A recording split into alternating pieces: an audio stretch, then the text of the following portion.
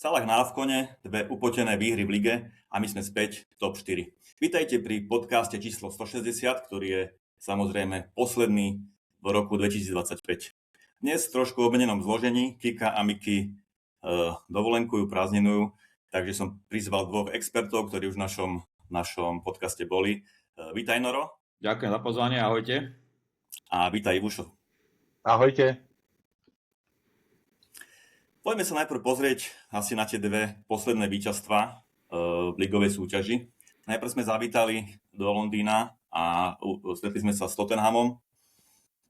Vyhrali sme tam 2-1.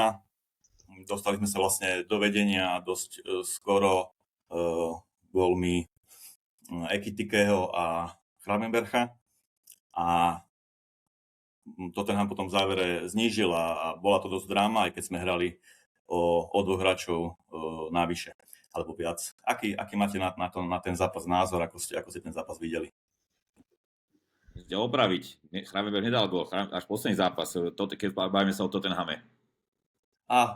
Áno, som si to pomýlil. Izák a vlastne ten gól, čo dal nešťastne, aj sa zranil, čiže respektíve také dvojité v podstate aj gól dal a zranenie asi zrejme vážne, aj keď nie je presne špecifikované úplne, lebo samozrejme to nikto nevyhodí von, že čo je, jak je, ale tá pauza bude určite dlhá pri zlomenine. Takže, no čo na to povedať, tak výrazne ovplyvnený zápas vylúčení Simonsa, to je jasné, ako vylúčenie za mňa úplne jasné, tam nie je o čom a dovolím si tvrdiť, že Tottenham mal, okrem toho, že ešte ďalší bol vylúčený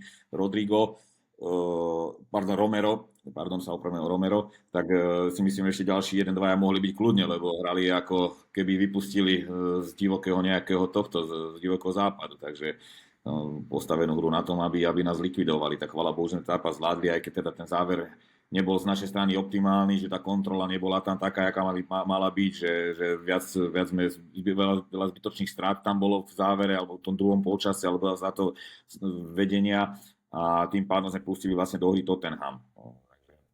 Dali gól po štandardke a dá sa povedať klasicky a čo už dostane strašne veľa gólov zo štandardiek, potom sa o tom budeme baviť. Chvála Bohu, že tie 3 body. Jušo? No, ja som taký zmetený z toho zápasu, ja musím povedať, že nie, že by som bol fanúšik Tottenhamu, ale Thomas Frank, mám ho rád nejakým spôsobom. Myslím, že minulý rok trénoval Brentford a predvádzali sympatické výkony, ale to, čo, neviem, ten Tottenham je zvláštny tím. Určite to vylúčenie ovplyvnilo zápas. Bolo hlúpe, ten Xavi, on už nemohol, ja neviem, čomu to vošlo do hlavy, aký hlúpy šlapák a dobre, že ho spravil z nášho pohľadu. Zvláštne, no jedno hlúpe Izáka a jeho zranenia, gól pekný, musím povedať, že to, čo predvedol Izák, ukázal v sebe toho strelca, toho zabijáka. Toto zakončenie bolo naozaj famózne, také, aké očakávame od útočníkov. Ten zákrek na neho, neviem, ako som povedal, asi tam vidím ďalší možný trest. Divím sa, že kedysi sa hovorilo, že možno sa budú posudzovať aj spätne zákroky, také tie likvidačné, a zatiaľ som to nevidel a volali sme to už predtým, keď Pickford po podpískaní zranil Virgila a toto bol tiež v podstate niečo podobné a myslím si, že toto by sa malo trestať. Niektorí tí rozhodcovia, čo sú za tým a aj po zápase, proste takéto špinavé veci, bolo to možno trošku nešťastné, ale mali by sa to dodatočne trestať, ale to je asi na inú tému. Nore spomínal, že odišli sme a potom sa môžeme k tomu rozobrať v inej téme, ale mám pocit, že odchádzame ku koncu zápasov dosť často a je to nejaký symptóm, ktorý som vypozoroval a naozaj je smiešne, alebo smiešne. Treba sa zamyslieť nad tým, aby nás 10 hráči, lebo už ten posledný Romero, ten už bol vylúčený v nadstavenom čase, aby nás nejakým spôsobom vybavili. Mali sme kontrolovať zápas a prestali sme ho kontrolovať a nejakým spôsobom sme dopustili drámu a toto je na hlbšiu analýzu, by som povedal. Tak k tej konečke sa ešte vrátime v nejakej tej téme po Jasné. tých zápasoch. Mňa zaujalo, že sme nastúpili v podstate bez krídel do zápasu, bez takých tých ortodoxných krídel, akých sme boli sme zvyknutí, že do našej zostavy sú vždy ortodoxné krídla, napríklad Mane, Salah alebo Diaz, Salah, hej. Tentokrát tam bolo vlastne vpredu iba Ekitike a vlastne za ním bola kvázi trojčka Megalister, Soboslaj, Wirtz. A fakt, že sme nastúpili bez takých typických dravých krídel, ktoré rozťahujú tú našu hru do šírky. Ako to napríklad, Noro, vidíš ty, tú našu zostavu? Tak Slot v podstate rieši to, že mu teda Salah odišiel v podstate na to africký pohár a Gakpo zranený, čiže absencia tých klasických krídel tam je zjavná a zrejmá. Bávame sa o tom, že potom ďalšie krídla tam nemáme, okrem nich, alebo ani Wirtz, ani Soboslaj, ani Chiesa. To sú nie typickí krídelníci takí, jak sme mali predtým v tej ére, neviem, Diazovej, Salahovej a Maneho. Čiže toto sú nie klasické krídla. Čiže on rieši v podstate aj nejakú zmenu herného systému. Boli zápasy, alebo tento zápas sme hrali s útočníkom, pred tým zápas sme dokonca, ak by som povedal, že dá sa povedať bez útočníka, že sa hrali nejaké zápasy, alebo nejako čas zápasu a nejak variuje vlastne aj v tých systémových veciach. No. Musím povedať, že v nejakých fázach zápasu to funguje aj, ale sú fázy zápasu, keď to absolútne nefunguje. Keď nevieme sa dostať, keď nevieme sa presadiť na superovej polovici, keď nevieme sa presadiť v poslednej tretine ihriska a s tým bude musieť niečo robiť.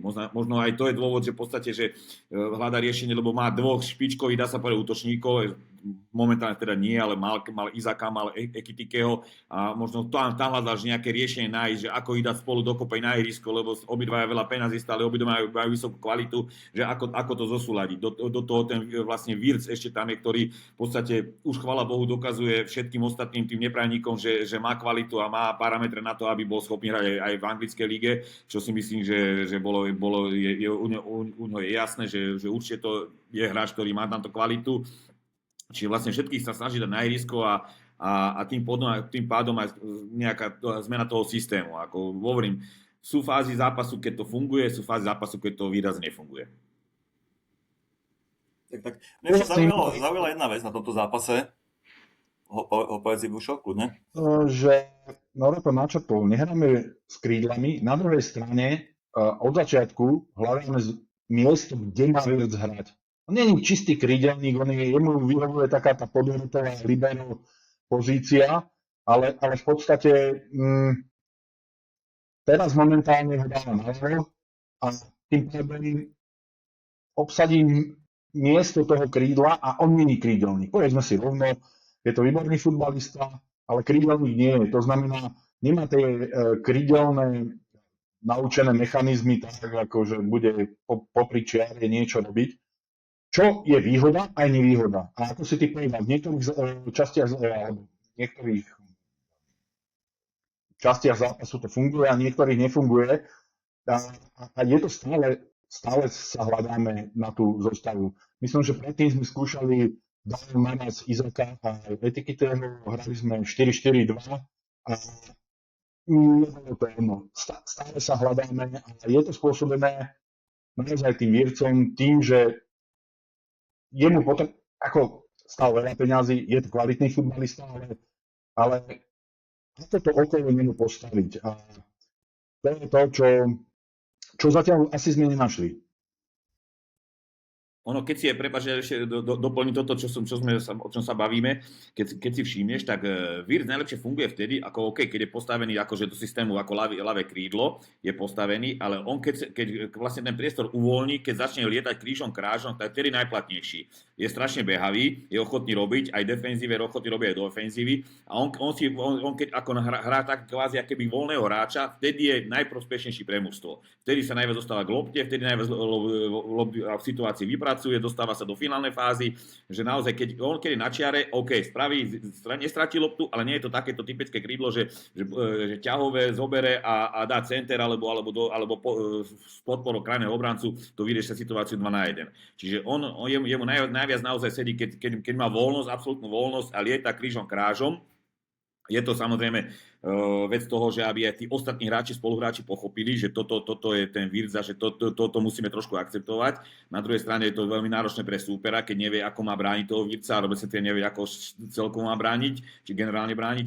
Čiže sú to výhody, ale je to ďalšia vec, že nevýhoda je v tom, že v podstate nie je to taký, by som povedal, taký ucelený systém. Keď sme predtým vedeli, že 4-3-3, krídla, traja horní hráči robili pressing a proste bolo to zaužívané. A teraz toto prichádza k zmene. Ešte minulý rok to fungovalo také, stále vravím, tá poklopovská éra, 4-3-3, dá sa povedať, trošku možno ukludneným pressingom, nebol taký bláznivý, ale tie princípy a zásady boli rovnaké ako za Kloppa. Teraz už prichádza aj k zmene spôsobu pressingu, zmene spôsobu útočnej fázy a samozrejme tým pádom aj zmene bránenia. Čiže tá typológia hráčov je iná. Aj keď sú to dobrí hráči, ale typológia je iná a tým pádom aj Slot je nútený vlastne hľadať zmenu spôsobu alebo zmenu herného systému. Poďme sa ešte vrátiť k tomu zápasu. Mňa tam ešte zaujali dve veci. Prvou bola ten náš víťazný gól Ekitikeho hlavičkou po Frimpongovom tečovanom centri. Veľa fanúšikov Tottenhamu, ale aj Premier Leagueových fanúšikov bolo dosť... Bol tam taký hejt trošku, že ten gól dal Ekitike po faule. Neviem, čo si o tom myslíte. Tam vlastne skákali, tuším, s Romerom, obidvaja do hlavičky a Ekitike mal obidve ruky na chrbate Romera. Romero proste trošku možno nafilmoval, ale prepadol ten center a Ekitike mohol zakončovať. Čo si myslíte o tom, že veľa ľudí si o tom myslí, že sa mal pískať faul? Takých situácií, tiež ktorý prináša zápas, je strašne veľa. To v každom zápase by sme našli 3, 4, 5 situácií, keď povieme, že áno, toto mal byť faul, alebo toto nemal byť faul.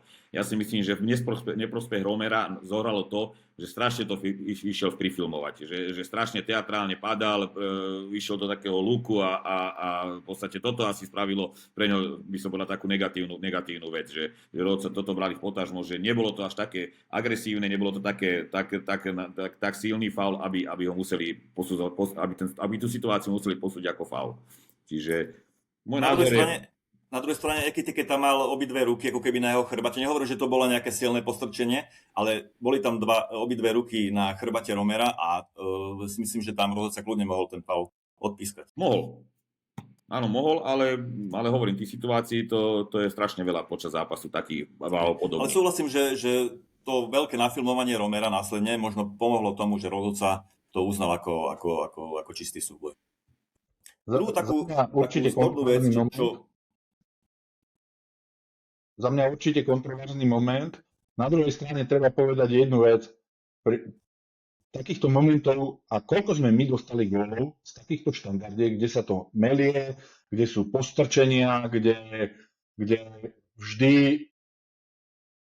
spadne náš stoper napríklad, Konate sa drží za hlavu a super dohľadá gól. Mne vadí nejednotný meter. V každom zápase sa to stáva, že jeden rozhodca to píska tak, jeden tak. OK, ak povieme, že toto bol faul, tak ich pískajme vždy, všade a konzistentne.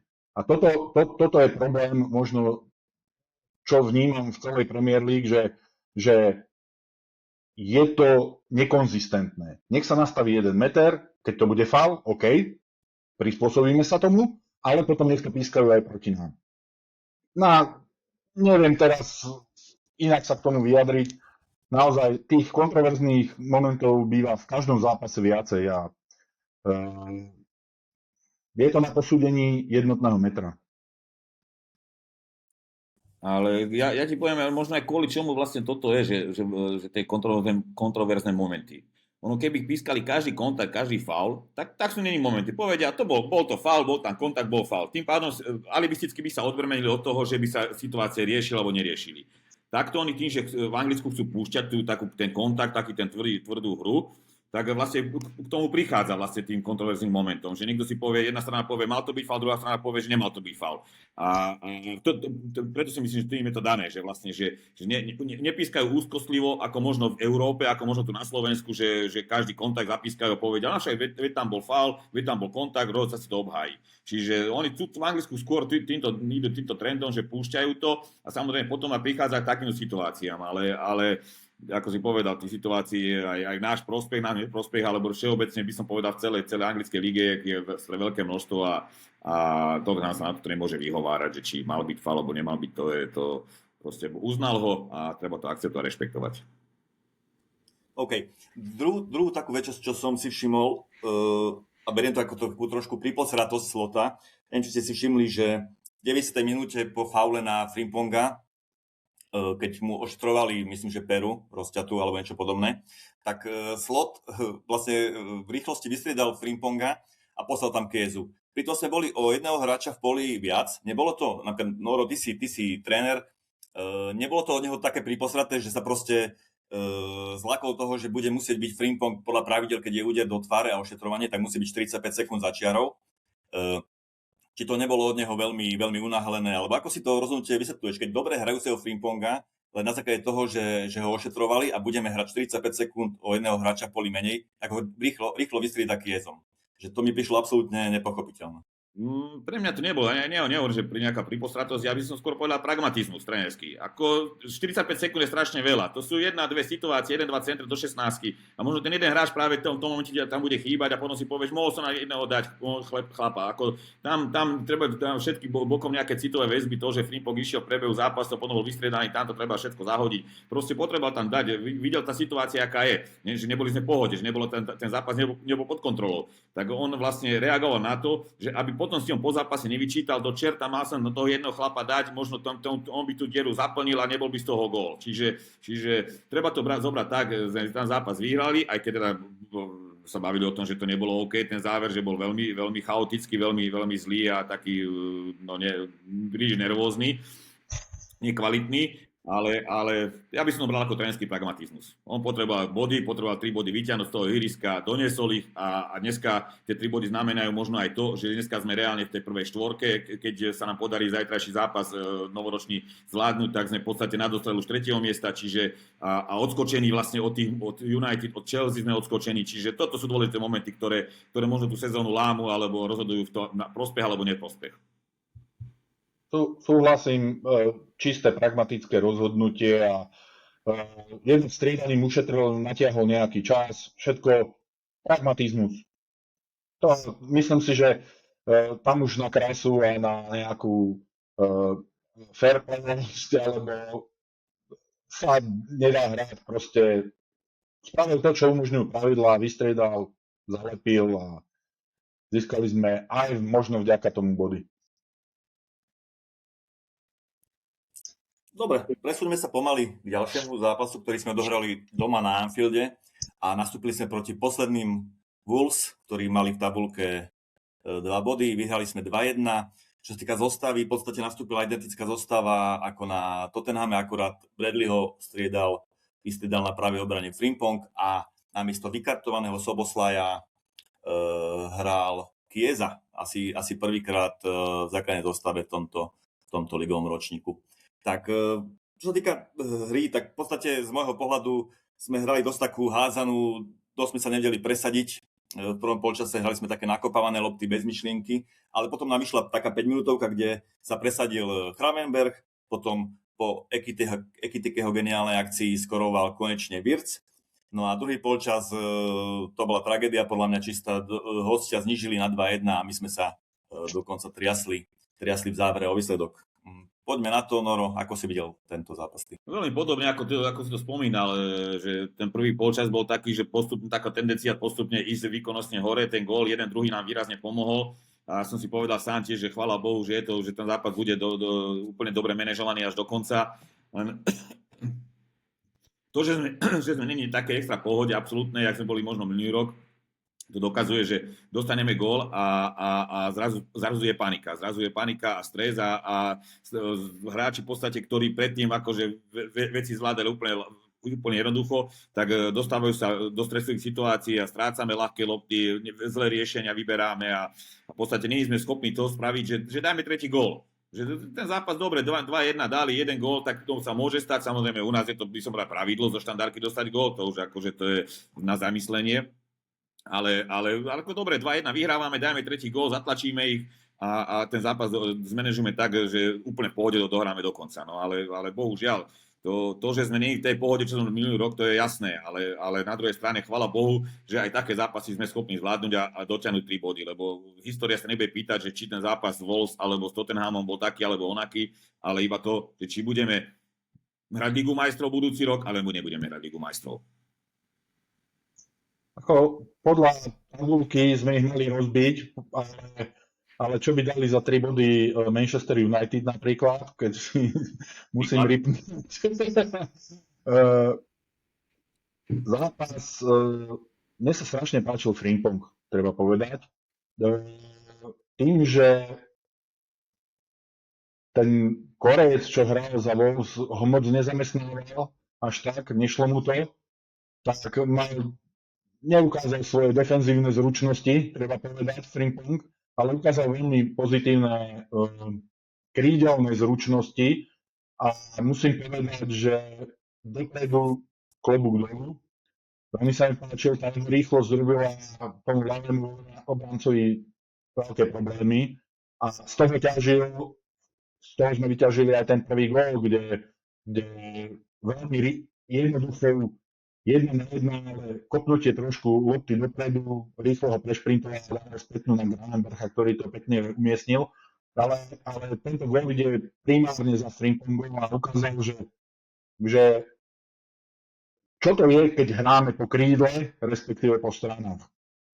Čiže veľmi pekný gól, pomohol nám, ukludnili sme sa. V zápätí Hugo pekne Wirtza vysunul, Wirtz rutinérsky to spravil, ako tam ukázal svoju futbalovú veľkosť a treba povedať, že ten chalan má 22 rokov a presvedča ma stále, že to je ešte útlý, ešte zvyká si na tú fyzičnosť tej Premier League, ale krásny gól, rutinérsky. Už som len čakal, kedy to zapíšu, že to pečoval, dajú vlastný gól, aby nebol štatistika. Čo ma zarazilo, to, čo si povedal ty, Noro, a zase sa budeme k tomu vrácať, a bolo to aj v zápase s Tottenhamom, aj v tomto zápase, zase sme odišli. A rozoberieme si to možno v ďalšej časti. Všímam si, že v tej 75. minúte, ako keby odídeme, vyprázdnime priestor a necháme sa obohrať či už 10 Tottenham, alebo teraz posledným tímom, ktorý získal 2 body, Wolves, nemôže sa to stávať. Neviem, čo je príčina toho, mali sme dať ďalšie 2 góly a dohrať to v pokoji a zasa sme sa strachovali o výsledok a nemôže sa nám to stávať. Poďme rovno takto, keď si premostil, poďme rovno k ďalšej téme a to je vlastne tá naša intenzita alebo kondička, keď chcete, v tých zápasoch, že veľa ľudí má pocit, že napriek tomu, že nehráme s takou veľkou intenzitou ako v minulých sezónach, tak nám v závere zápasov buď chýbajú síly, alebo ako hovorí Noro, možno, že je to aj nedostatok sebavedomia v tejto sezóne, že my nevieme ten zápas, dobre rozvinutý zápas v pohode, v kľude dohrať a ten zápas kontrolovať. Čo si o to myslíte? Je to kondičkou? Je to proste tým, že nie sme v takej forme, ako akej sme bývali, alebo je to tým sebavedomím? Noro?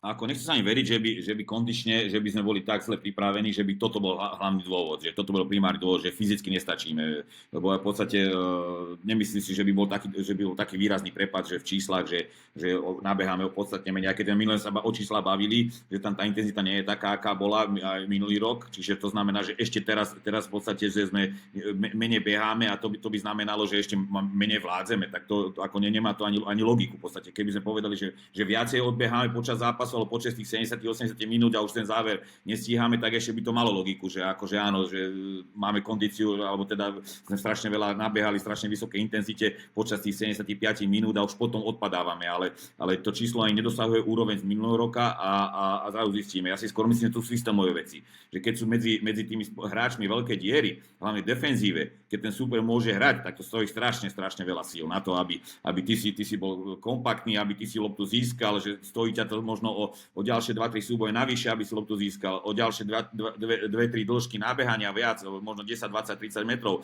Čiže toto sú skôr, myslím, to sú skôr pre mňa systémové veci, lebo aj v závere tých zápasov tak bolo ešte taký moment, som si všimol, že Van Dijk vytláčal z tých stredových hráčov, Jones, McAllister, ktorí tam boli, Gravenberch, aby vyvíjali aktivitu na tých hráčov z loptou, na tých hráčov Wolves, ktorí mali loptu pripravenú, aby robili na nich tlak. A už keby neboli schopní toto spraviť, že vystúpiť a ísť robiť reálny pres, reálny tlak na hráča s loptou. A vlastne sme sa stiahli do nejakej desiny, do nejakého takého, by som povedal, hlbokého bloku a už len čakali na to, že aby ten zápas skončil a nejako lopty sme poodrážali. Že tá aktivita bola naozaj minimalizovaná a ten tlak na loptu tam bol slabúčky a tým pádom sa Wolverhampton mohol dostávať do situácií trošku nebezpečnejší, než sme očakávali. Čiže skôr si myslím, že a herného systému v defenzíve. No, ty hovoríš o systémovej veci a keď si v predchádzajúcom dieli niekedy na jeseň spomínal presne tú intenzitu, tak som si to všimol, že aj to naše napadanie je slabšie ako rok predtým a určite ako za Kloppa. Ten pressing nechávame hráčov hrať s loptou, ale a všimol som si to a posledné 2 zápasy sú toho veľkou ukážkou. V 75. minúte my stratíme stred pola. A to sme stratili pri 10 hráčoch Tottenhamu. A teraz sme tiež stratili stred pola a začína nás valcovať v 15 minútach. V posledných 15 minútach. A čo som si všimol napríklad? Hráč, že začne vyvážať loptu a Curtis, McAllister nevládzu. Jediný, kto u nás vládze, je Soboslaj. Ten ako si má dobrú kondičku. Wirtz, ten toho nabeha strašne veľa, dostane krče, ale mne to prípada, a teraz je to skôr na polemiku, že či fakt nemáme kondičku. Lebo mne to skôr nepripadá na systém, ako hrať proti 10 hráčom a stratiť stred pola a tí hráči sú to vidno, keď sa pozrieš ku koncu zápasu, McAllister nič, Curtis si odňaha svoje, ale potom príde zrazu Luton a nestíhame, nevládzeme a z toho vyplývajú aj presne tie veci, že oni nás zatlačia, ale zatlačia nás preto, že buď keď sme vytlačení príliš hore, nestíhame, stredoví záložníci sa nestíhajú vrácať, alebo zabetonujú to pred 16, ale tým pádom sa utvorí priestor na manévrovanie z loptou a vytvárajú tlak cez krídla a potom nejaké veci. Gravenberch Deto, on sa stráca v zápase od 75. minúty, my nemáme intenzitu, my nevládzeme. Nezdá sa mi, že by to bolo systémové a ja mám tu podozrenie, ale to je moje laické podozrenie, že fakt my nemáme kondičku a čím to je, že toľko hráčov ju stratí. Hej? Lebo to nie je, že jeden dostane trče a nevládze. Celá záloha odíde. Fakt, jediný Sobo znesie nejaké také kritéria, že snaží sa behať, vládze a dáva to. V poslednom zápase chýba, takže nemohol to ukázať, ale to je to. A toto mi vrta v hlave, že čím to je. Či únavy... Nevylučujem, že toto môže byť problém, že vlastne fyzická pripravenosť, len samozrejme tie dáta tých hráčov nevidíme, nemáme, ale na druhej strane, keď ty robíš pressing a v podstate v minulosti ten pressing náš bol veľmi účinný. A teraz robíme pressing a prepadávame. A to stojí strašne veľa síl, že ty spravíš pressing, loptu nezískaš, ale sa musíš vrácať 50-60 metrov alebo 40 metrov sa musíš vrácať. Čiže šprintuješ hore a musíš sa v šprinte vrácať dolu. A to ti možno niekedy tie síly ti budú chýbať. Že ani nenabeháš viac, ale v podstate si bez lopty. A toto je to, čo strašne bolí. Že možno aj toto je dôsledok toho. A keď si pamätáme v minulosti, že sme boli kompaktní, strašne kompaktní sme boli, že vzdialenosť medzi defenzívnou líniou a ofenzívnou líniou bola malá. A dneska tie vzdialenosti sú veľké, obrovské, že ide Ekitika napadať a posledný hráč je strašne ďaleko od neho. Čiže keď aj loptu niekde sa v strede sa tam pokazí, tak nemáme šancu získať. Že vlastne o tom hovorím, o tom tých systémových veciach, o nejakej kompaktnosti. Kompaktnosti pri pressingu, kompaktnosti pri bránení. Čiže skôr na toto narážam, ako čo sa týka herného systému. Nie teraz, či sme rozstupili 4-4-2 alebo 4-3-3, ale skôr toto. Že netvoríme kompaktný blok, či už v ofenzíve, alebo v defenzíve. V ofenzíve je to dôležité z pohľadu po strate lopty, že keď si kompaktný aj v ofenzíve, tak tým pádom tú loptu ľahko získaš, ale rýchlejšie získaš naspäť, alebo väčšia pravdepodobnosť získať naspäť. A v defenzíve samozrejme, keď si sa z nej kompaktný, tak sú veľké diery medzi tebou a ten super môže hrať. A to stojí to behanie medzi tebou a medzi loptou a superom strašne veľa síla. Potom to vyzerá tak naozaj, že dostaneš loptu, a keď si všimneme, tak strašne ľahké lopty kazíme v závere. Ale tým, že si vlastne vybehaný, vyflusnutý a už nevieš, čo s loptou. Ale budeš rád, keď sa jej zbavíš. A nemôže to byť aj tým, ja som na tým len rozmýšľal, keď som hlavne proti tomu Wolves, ako pred chvíľkou si hovoril, že Van Dijk musí vyháňať našu záložnú trojicu alebo štvoricu dopredu, že poďte, napadajte, vytlačme tú líniu. Ja som si napríklad všimol aj proti Wolves, že nám chýbajú také tie automatizmy, čo predtým boli úplne jasné, že napríklad Wolves kope roh, my sme ten roh odvratili, ideme do rýchleho breaku, 4 hráči idú s loptou do breaku, ale nikto ich nedoplňa. Normálne ostatní 6 hráči ostali na našej polovičke a krokom išli za nimi. Že vôbec nedoplnili tú druhú líniu a to predtým u nás v podstate to nebolo toto. My keď sme získali loptu pri našej bránke a bola kontra, tak išlo 7 hráčov do útoku, proste vo veľkej intenzite. Teraz 4 hráči išli, my sme s Čojenkom sedeli v mundiale, sme na to pozerali proste s vyvalenými očami, že prečo ich niekto ešte nedoplní, 1-2 hráči, ktorí by buď pomohli pri nejakej kombinácii, alebo keď sa stratí lopta, by mohli proste urobiť znova tlak na tú loptu, Tam bola obrovská diera. Mne to príde, ako keby u niektorých hráčov bola neochota behať, ako keby, nehovorím, že u všetkých, lebo napríklad Soboslaj, Wirtz, je radosť na nich pozerať, aký majú pohyb, ale u niektorých hráčov mi fakt chýba tá ochota behať.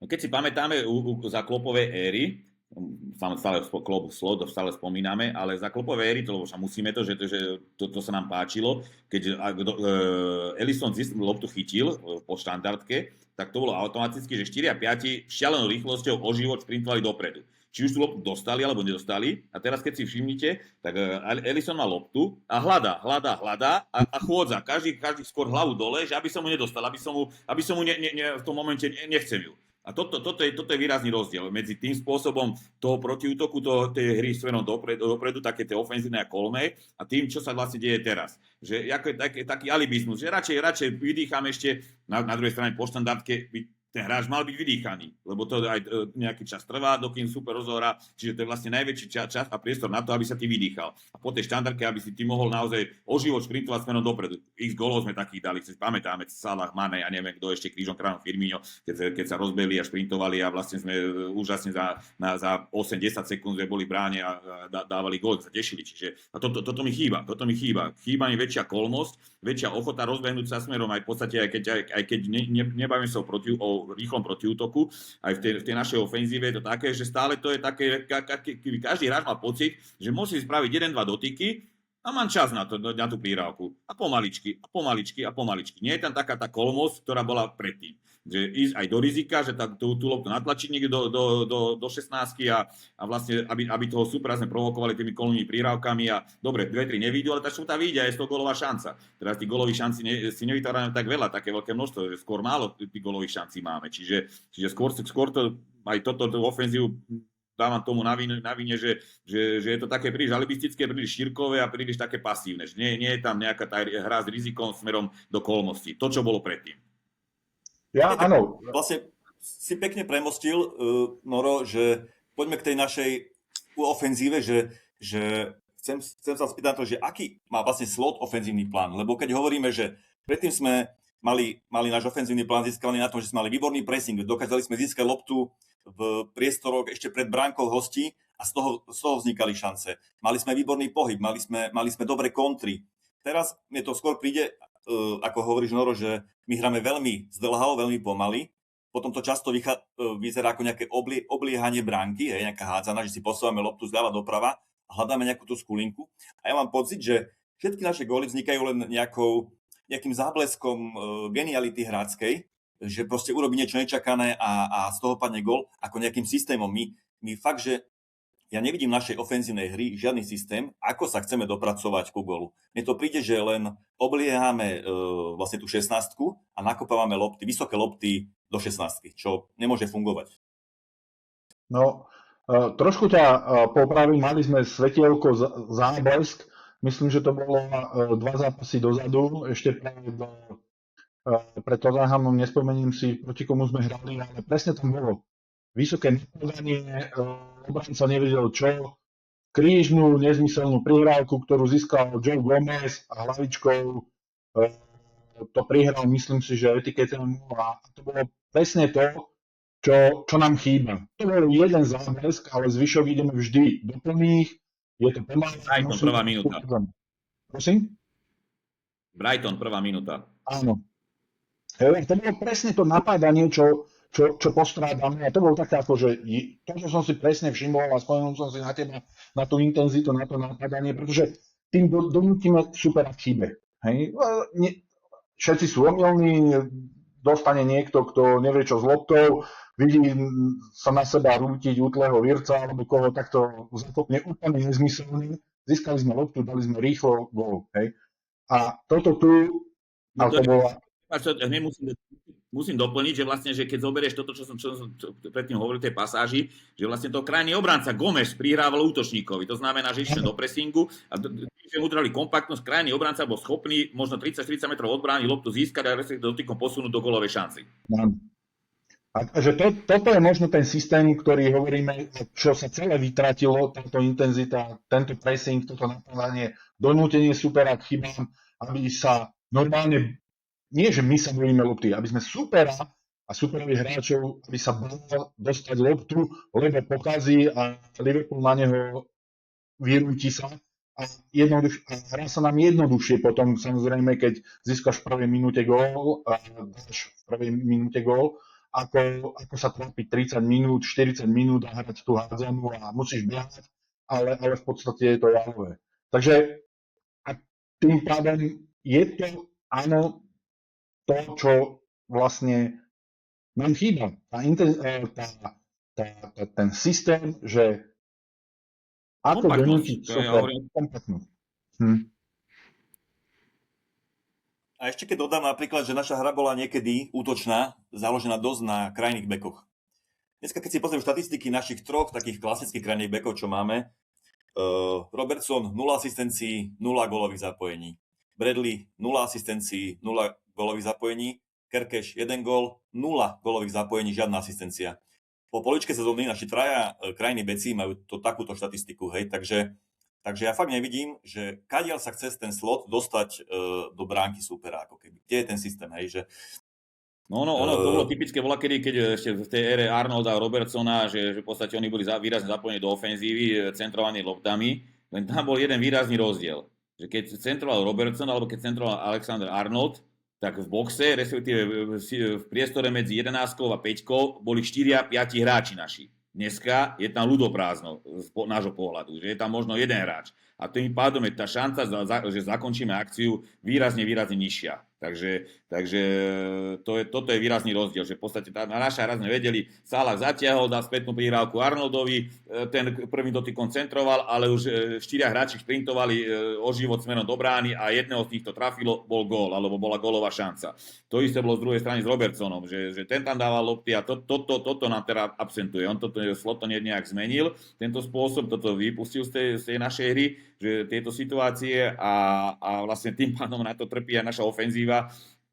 A hlavne mám pocit, že tí hráči ako keby, nechcem povedať, že nechceli, ale nemali tú tendenciu, to znamená, to je vec tréningu, že šprintovať do brány, šprintovať do boxu, šprintovať do tej 16 tak, aby som tú loptu našiel. Keď veľakrát si všimnite, aj Ekitike dáva síce góly teraz, ale motá sa tak, že pri zakončení akcií niekedy až mimo 16 a kto tam potom miesto neho bude? Nie je tam taká otázka výmena, že ďalšie 3 a 4, že tam zrazu bude McAllister, že tam bude, neviem, Soboslaj, že tam bude z druhej strany Chakpo, alebo ktorí ešte hráči, že zrazu 3 a 4 a budeme v tom priestore takej tej, by som povedal, tej červenej zóny nebezpečnej, to znamená, keď zoberiem takú predĺženú 5 po 16, tak to je ten priestor, kadiaľ padá asi 90% gólov. Že to je priestor najnebezpečnejší pre superovú bránu, samozrejme pre našu bránu z pohľadu defenzívy, ale a v tom priestore máme podstatne menej hráčov, ako predtým sme mávali za Kloppa. Tak to je tiež môj názor, že ide to za slotom skôr ako za tým systémom jeho.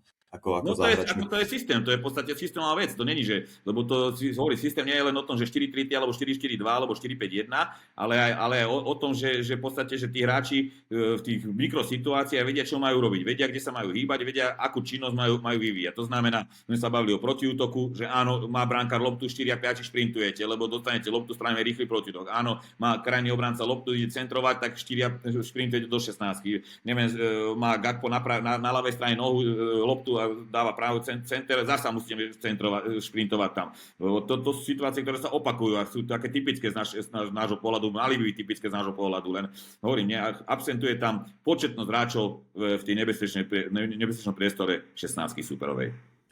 My sme Slota chválili, že zmenil trošku hru, že nehráme tak veľmi na riziko, čo je akože k dobru našemu, ale postupne sa to prekladnulo do takéhoto stavu, že my nie sme nebezpeční vpredu, tým pádom, že je tá zmena tej taktiky.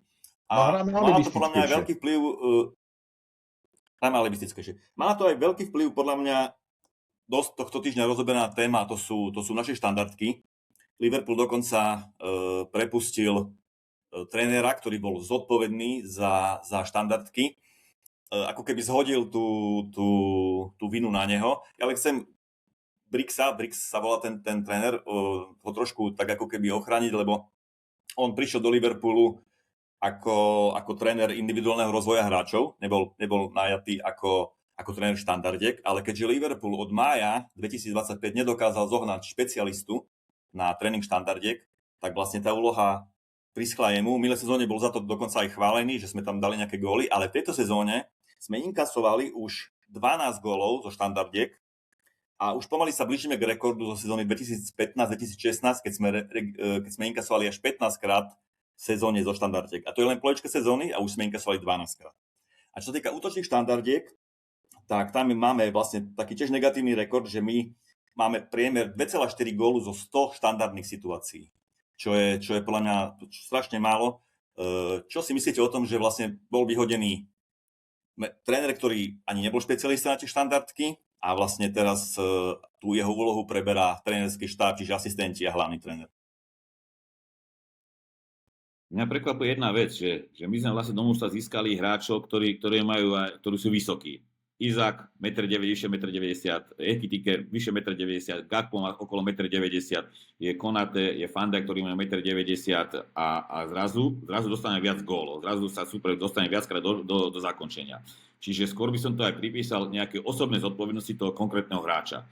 Kurník Šopa, keď som tam v tej 16, keď má ten súboj, tak tú hlavu alebo to telo tam vložím, aj za cenu toho, že ma to bude bolieť, ale tú loptu musíme odvrátiť. A v tomto mám pocit, že keby niektorí hráči situácie podceňovali, však nemusím tam do toho dať tú hlavu, lebo ma to bude trošku bolieť, lebo to je také riskantné, že tam naozaj musí sa ísť o život, že tá lopta príde a tam to musíš odvrátiť, áno, ide som tam v situácii, ja ju odvrátim, ja zabezpečím to, že v tej situácii nedostaneme gól. A toto mi, lebo hovorím, že toto mi tam chýba, taká väčšia osobná zodpovednosť pri riešení tej defenzívnej situácie.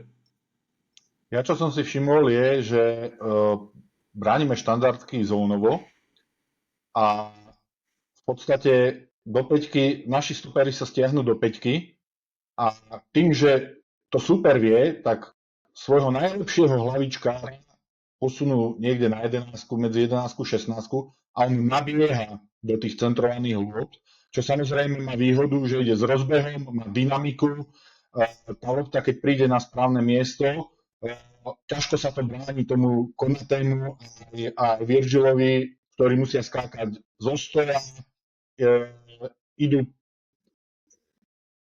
majú horšiu pozíciu.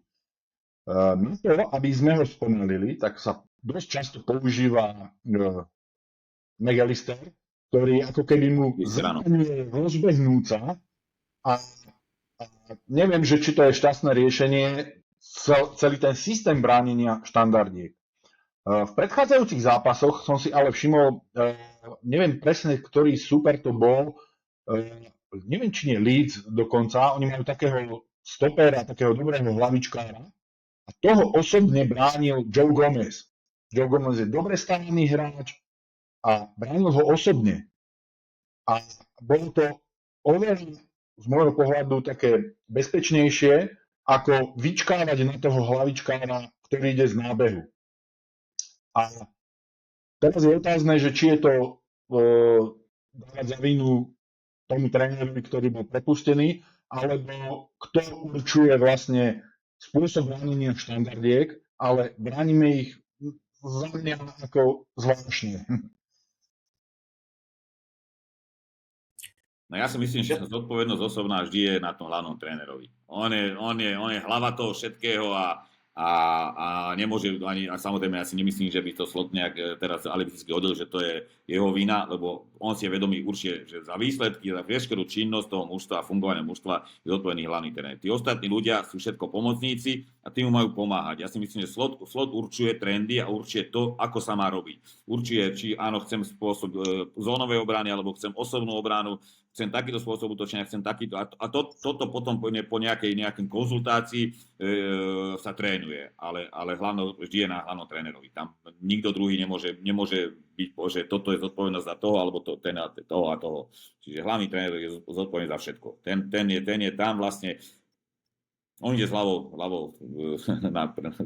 na klad, takže tam môj názor je jedine Slot musí toto vyriešiť si aj vnútorne, interne s realizačným tímom, so spôsobom fungovania a samozrejme tým pádom aj navonok fungovania mužstva.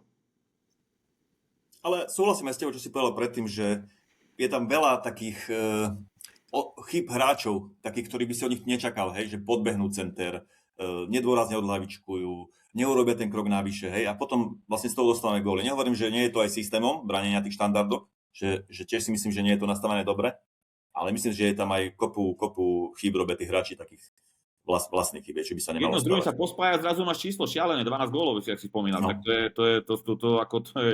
to je súhrn okolností. Takže ani jedna nemôže byť, že len jedna situácia, alebo jedna časť je vinná, alebo tá druhá je vinná. Takže to je komplex činností.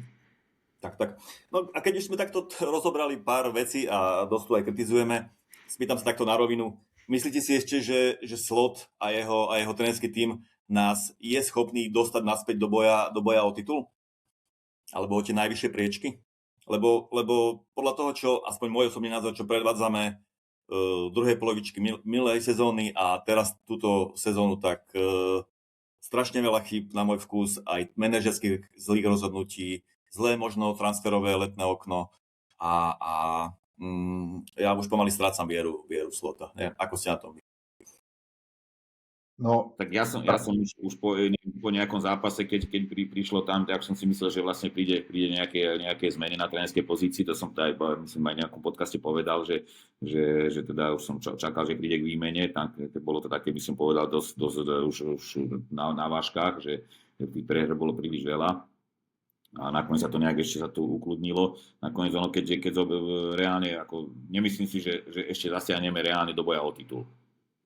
Pri momentálnej forme Arsenalu a City a našej forme a bodovom rozdieli, to by bola nejaká fantasmagória, treba byť reálny. Samozrejme, každý jeden z nás by si prial, aby sme boli v boji o titul, ale nevidím to reálne. Ale na druhej strane, chvála Bohu, že zrazu sme na 4. mieste a že máme zrazu, po zajtrašku môžeme mať 5 bodov náskok od toho 5. miesta, čo je už výrazný náskok alebo zaujímavý náskok. A ja si myslím, že absolútna koncentrácia by mala byť na to, aby sme skončili tej prvej štvorke, aby sme mali Ligu majstrov zabezpečenú. Lebo či skončíme druhý alebo tretí, to až taký rozdiel nevidím. Čiže alebo štvrtý, pre mňa podstatné, aby sme hrali budúci rok Ligu majstrov a naozaj tá sezóna by sa vyhodnotila a spravili sa nejaké teda tie zásahy, možno posledné, lebo nemyslím si, že ešte priebehu sezóny príde nejakým zásahom, čo sa týka aj trénera a nejakého tých hráčskych transferov. možno jeden transfer sa podarí niekde v januári, ale nepredpokladám. Takže skôr to príde asi to hodnotenie po sezóne a pre mňa priorita, aby sme naozaj po sezóne mohli konštatovať, že hráme Ligu majstrov. Takže... Ale tá moja otázka nebola, že v tejto sezóne, či ešte nás je schopný dostať, ale ako výhľadovo. Či ho vidíš ako trénera na dlhodobo pre Liverpool, hej, že na dlhodobé pôsobenie.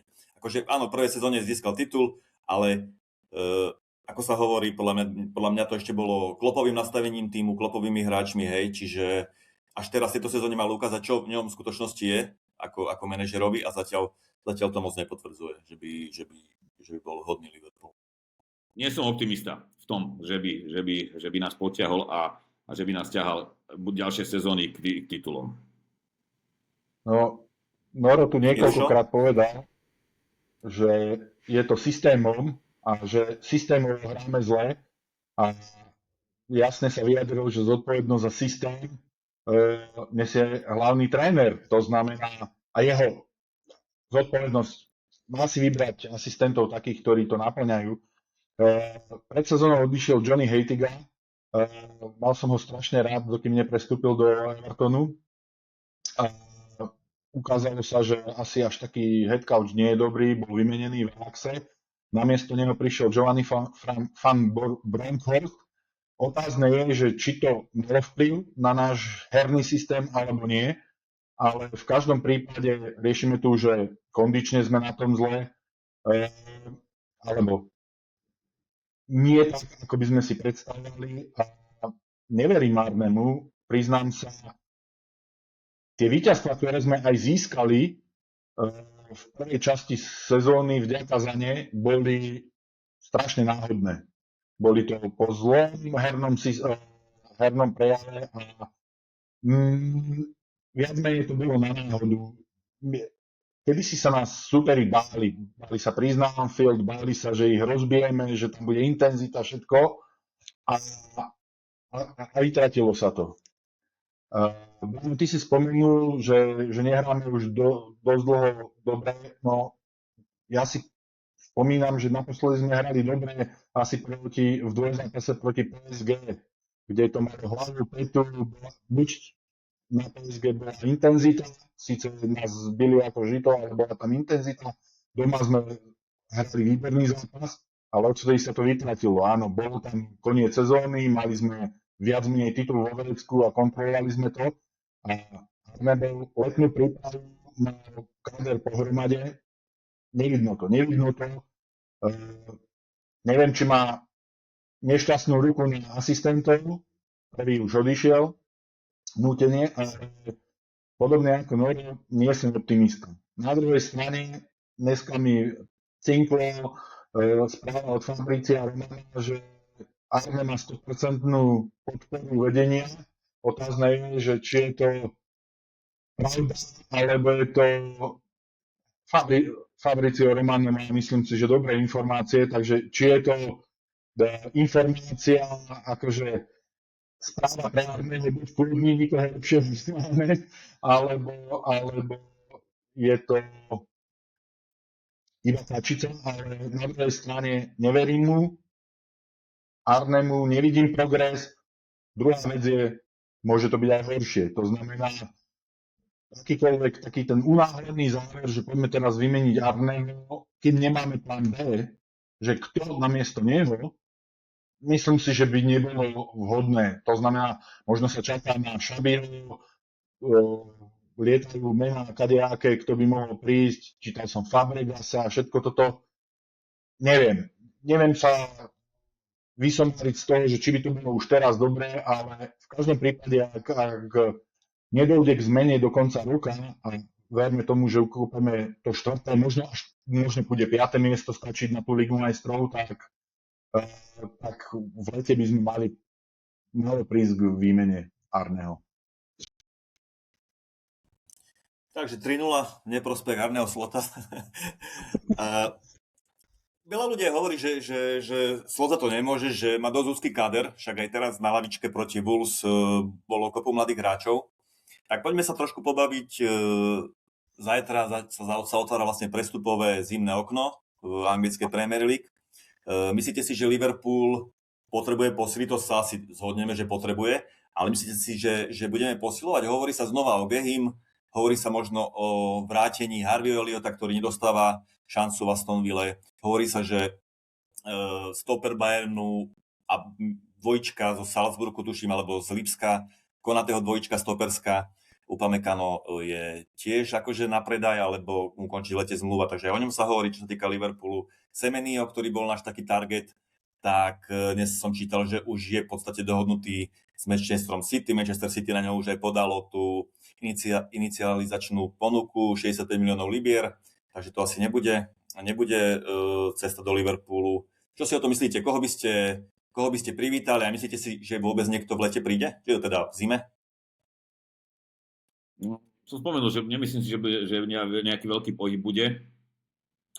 Ako Harvey Elliott, keby sa aj vrátil, tak báme sa o tom, že on veľkú dôveru nepožíval od Slota, že tá minúta bola minimálna, čiže tam nevidím ani reálne, kvôli čomu by sa mal vrátiť. Ako nehráva teraz za Aston Ville, ale ani u nás nejak nehrával za Slota, že viac za Kloppa hrával ako za Slota. Čiže toto je jedna vec z pohľadu toho hráča. Druhá vec, Gehy, jedine, že by naozaj že pristúpili na to, že zoberú nejaké peniaze Crystal Palace a že už tam dohoda, že Gehy vlastne môže podpisovať už zmluvu novú vlastne od leta, by teoreticky s novým klubom mohol podpísať a že by Crystal Palace pristúpil na to, že tak radšej zoberme nejaké peniaze a aby sme ho aby sme niečo z neho mali, aby nebol zadarmo v lete. Čiže jedine toto a neviem, že či by... V zime sa nerobí veľa transferov takých tých, že by ten pohyb bol veľký. Hlavne tie mužstvá hrajú ešte poháre, hrajú Ligu majstrov a tí dobrí hráčov, takí, ktorí sú v ponuke a ktorí by okamžite taký spravili ten impact správny, tak nemyslím, že na trhu je tak veľa.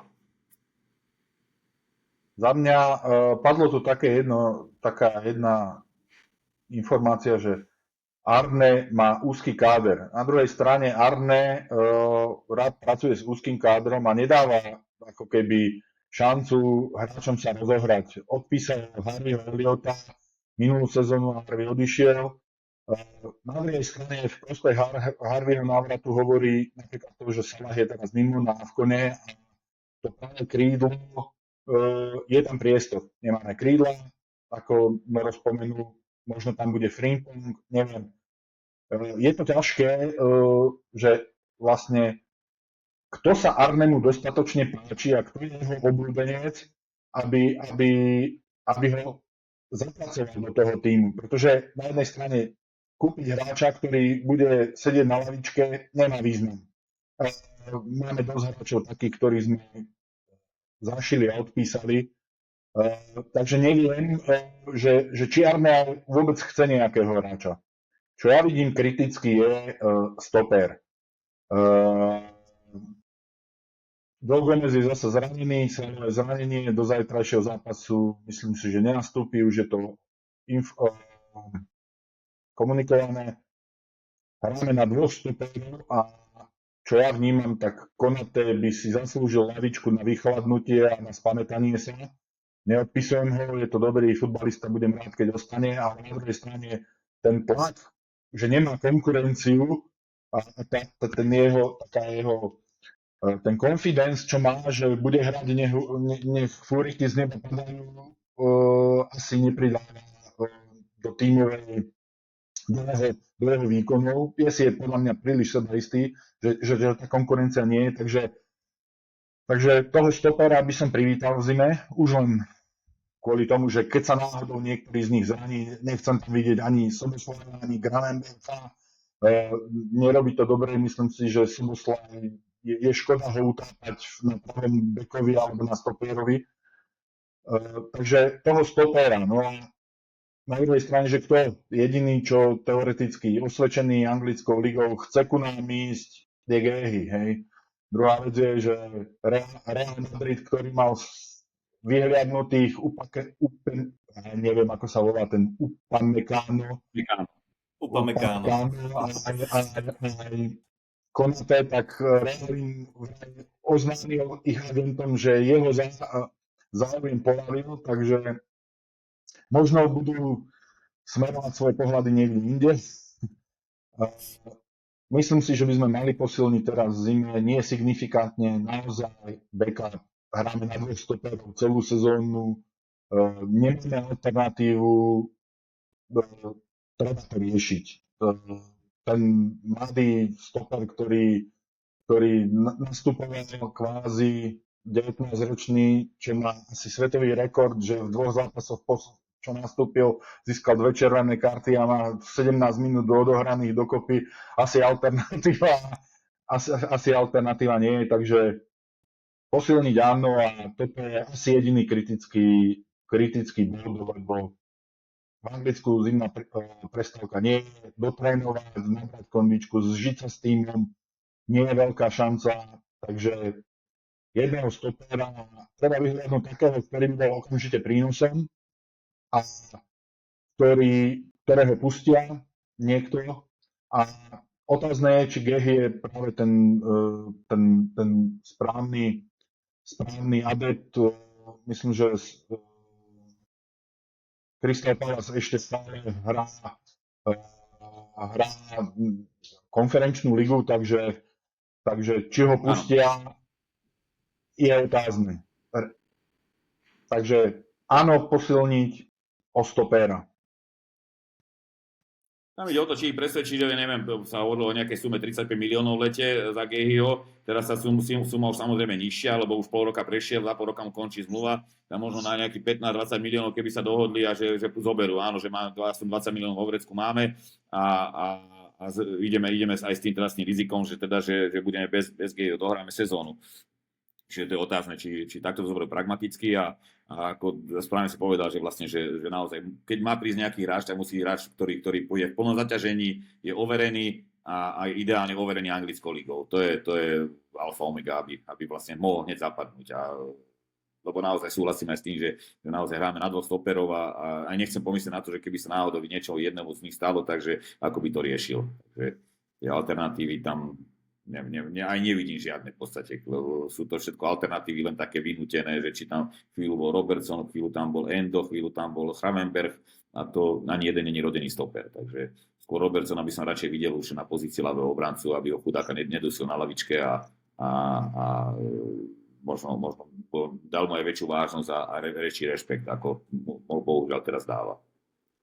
Ja súhlasím s tým, že stopera určite potrebujeme a aj súhlasím s tým, že v januári sa tie prestupy robia oveľa ťažšie, pretože každý tým už má nejak rozbenutú sezónu a neradi púšťajú hráčov v zime, ale hovorím, Gehy, keď už bol rozrobený v lete, znova by sme sa mohli o neho pokúsiť. Je tam ešte ten Upamecano, ktorý má takisto, mu končí zmluva ako Gehy mu v lete. A ešte sa hovorí, tuším, Bastoni z Inter Milan, je to stoper, ktorý nahradil si... Bastoni je ten Lacroix z Crystal Palace, tiež bolo spomenuté meno. Čiže... Ale Bastoni mu tiež končí zmluva v lete, to je vlastne stoper, ktorý nahradil, keď bol Milan Škriňar v Interi Milan zranený, tak prišiel na jeho post a potom ho v podstate vytlačil a poslal ho mimo klubu, takže aj to je zaujímavý hráč, takže súhlasím s tým, že by nejaký stoper mal prísť. Čo mi trošku ešte uslotáva, keď už sme pri tých kvázi kádrových otázkach, že včera som pozeral United Wolves a za United nastúpili možno 3 alebo 4 mladí hráči, také nádeje.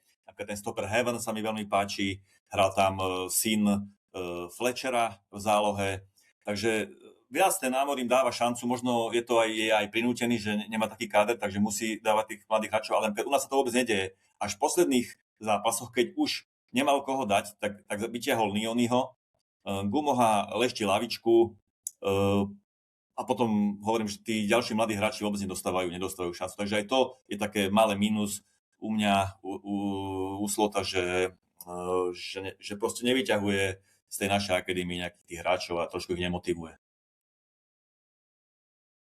Práve nechcel by som sa teraz porovnať s United a nechcem mi dávajú koho chcú, ako chcú, ale viac menej ja si myslím, Amor je donútený s týmto situáciám, že takýmto riešeniam, že keby nemal možno ten počet zranených alebo neviem, vykartovaných hráčov, že by to neriešil takto.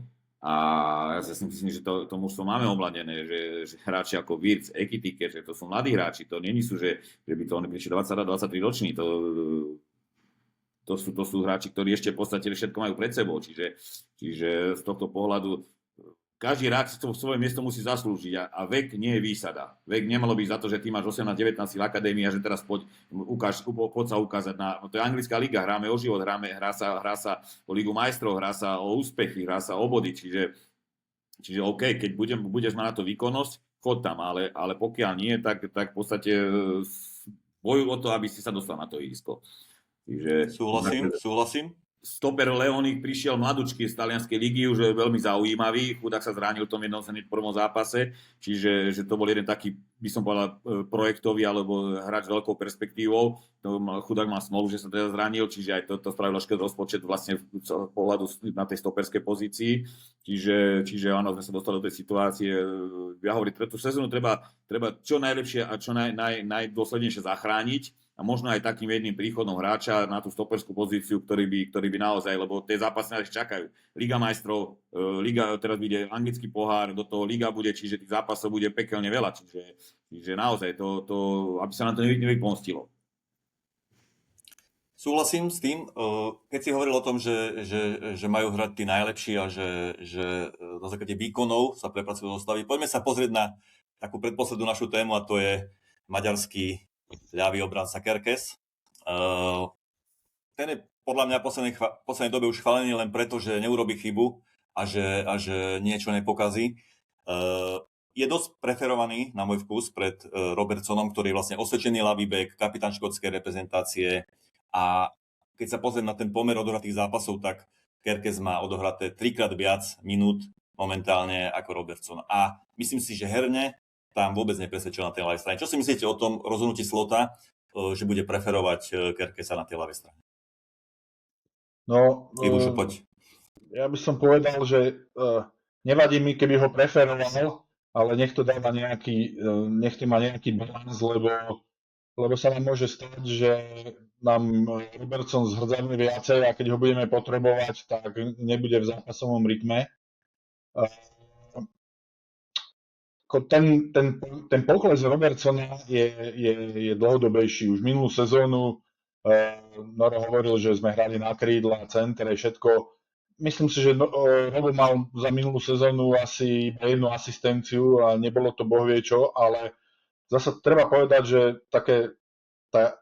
tá jeho škótska buldočia povaha, on nevypustí súboj, on si bude plniť svoje povinnosti v defenzívne a na mňa Kerkez, mladý, neodpisujem ho, ale ešte taký pojašený. Niekedy hrá príliš agresívne a to vidíš, že ide do nezmyselného sklzu, snaží sa robiť nezmyselné veci v defenzíve. A čo sa týka ofenzívne, Robo nastúpil 5 zápasov dozadu, krásne prihral, neviem, asi Etikitému. Tak, a bolo vidno, že ofenzívne, že Robo hrá s rozvahou. Kerkez hrá poľašenie. Myslím si, že v niektorých... Išiel by som čisto podľa taktiky a striedania, to znamená, nechávam im dostatok priestoru na hru obom, ale určite nie preferovať až tak Lukate Kerkeza. Pred chvíľou som spomenul, že dusí Robertsona na lavičke a tiež nie som o tom presvedčený, že by to tak malo byť a ani ten Kerkez zatiaľ ma nepresvedčil natoľko, že mal výbornú sezónu v Bournemouth, že na základe toho sa aj angažoval, ale jak to platí od tých mladých hráčov, o každom jednom. To miesto na ihrisku si každý musí zaslúžiť výkonom, ničím iným. A zatiaľ ani mňa ten Kerkez nepresvedčil o tom, že by to bolo tak. Stále to je také málo sebavedomé, keby ten chlapec sa hľadal ešte, že som v nejakom väčšom klube alebo som v veľkom klube a neprejavuje sa tak, že by naozaj do tej základnej 11 patril. Že veľakrát sa ja už doma povedal, že prečo toho Robertsona nevypustí tam, že nedá mu priestor, že aspoň možno nastrieť na nejakú občasnú výmenu, že jeden zápas Kerkez, druhý zápas Robertson aj pri tom nejakom nahustenom programe, že nepristúpil na to. Čiže tiež mám taký pocit, že to Robertson by si zaslúžil väčšiu porciu, väčšiu minutáž. Tak, poďme sa ešte pozrieť na náš program na najbližšie dni. Zajtra na Nový rok, 1.1. hráme domáci zápas s Lícom a potom nás čaká dvojzápas na londýnskej pôde, keď vycestujeme na Fulham a potom šláger celej Premier League Arsenal. Ako vidíte ten najbližší zápas s Leedsom hneď zajtra na nový rok na Anfielde? Tak ja si myslím, že to je dosť zlomový zápas. Už z pohľadu toho, že keď ho vyhráme, tak zrazu máme 5 gólov na náskok a dotiahneme sa nás v tom vylúčiť. Že ten zápas je extrémne dôležitý a môže, by som povedal, dať taký smer tej sezóny. Dnes nehovorím smer titulový, ale smerom k Lige majstrov. Vnímam ho tiež dosť dôležitý zápas. Leeds nie sú nejaké výnimočné mužstvo, je to nováčik, ak sa nemýlim, takže hrajú taký ten nováčikovský futbal, ide im do body, nedajú im to zadarmo, ale myslím si, že kvalita je na našej strane a ako Noro povedal, odpútať sa a spraviť si taký ten nejaký vinkúž a byť akože kľudne štvrtý nám môže dodať nejaký pokoj na to, aby sme sa nestrafovali a možno hrali potom tie zápasy kľudnejšie. Očakávam však ťažký zápas, lebo Leeds nám nič nedovolí, nič nám nedá zadarmo a je podstatné, že ako na nich vybehneme. Ten zápas u nich, to bolo, myslím, že pozerám, 6. decembra sme hrali u nich, skončilo to 3-3, to bolo už len z toho vyplýva, že oni sa nevzdajú. Oni sa nevzdajú a čakať, že my budeme vyhrávať 0 náhodou v 75. minúte a už to ukopeme, tak nie. Bude to ťažký zápas, bude to boj. Typický britský boj. Uvidíme, aké bude počasie, ale to je presne to. Večer, zima, bude to bolieť.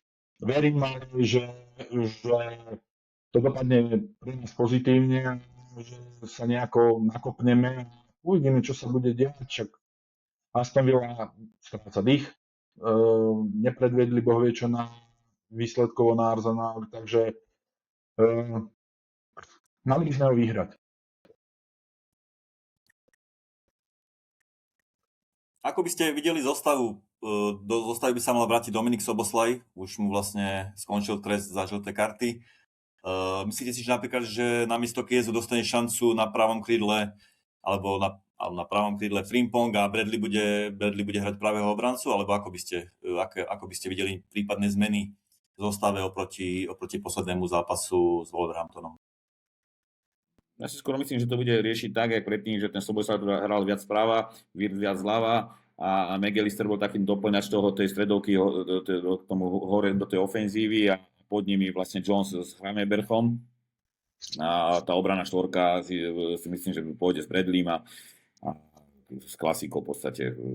Bol by som rád, keby Robertson hral na ľavom obrancovi, na ľavom bekovi, že by nastúpil Robertson na začiatku, ale neviem, v jakom stave vlastne zdravotnom aj mužstvo je, ale tie možnosti, ako sa tu hovorí o nejakom úzkom kádri, ale nie, myslím si, že až taký ten kádr je úzky, že tie varianty sú tam, hovorím, možno by čo sa bavili o tom stoperovi, že tam by bolo potrebné nejak doplniť, ale tie varianty sú samozrejme s tým, že teraz prišlo to nepríjemné Izakové zranenie, Salah, že je na tom Afkone a nakoniec Gakpo sa už dal dokopy, už je k dispozícii, čiže nejaké varianty sú tam, čiže ja verím, že dostava hlavne bude víťazná. To je alfa omega zajtrajšieho zápasu a ja verím, že sa nám to podarí a tak by sme dobre naštartovali ten nový rok. Ja si myslím, že bude hrať vlastne štvrtý zápas po sebe víťazný, takže to by bola pekná šnúra. Myslím si, že bude hrať Bradley napravo, ale na ľavé krídlo sa vráti Gakpo. Je to veľký obľúbenec a určite sa vráti Sobo do zostavy, oddychnutý, bude tam Wirtz a či bude hrať na pravom krídle Sobo alebo Frimpong, neviem.